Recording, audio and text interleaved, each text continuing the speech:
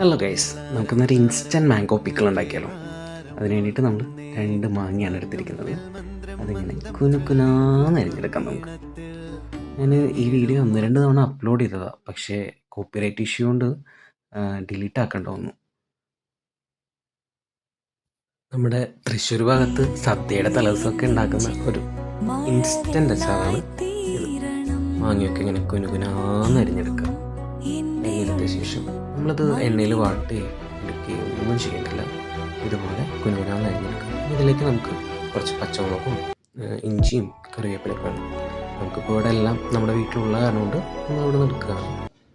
ഒന്ന് കുനുകുനാന്ന് അരിഞ്ഞെടുക്കാം നമുക്ക്.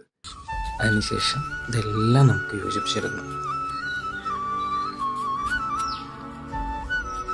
കുറച്ച് മുളക് പൊടി, കായംപൊടി, ഉപ്പ്, വെളിച്ചെണ്ണ ഇതൊക്കെ ആഡ് ചെയ്ത് ഇത് നല്ല രീതിയിൽ മിക്സ് ചെയ്തെടുക്കുക. സംഭവം ഇവിടെ റെഡി ആയിട്ടുണ്ട്.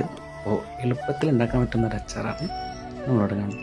അപ്പോൾ വീഡിയോ ഇഷ്ടമായി കഴിഞ്ഞാൽ ലൈക്ക് ചെയ്യുക, ഷെയർ ചെയ്യുക, സബ്സ്ക്രൈബ് ചെയ്യുക.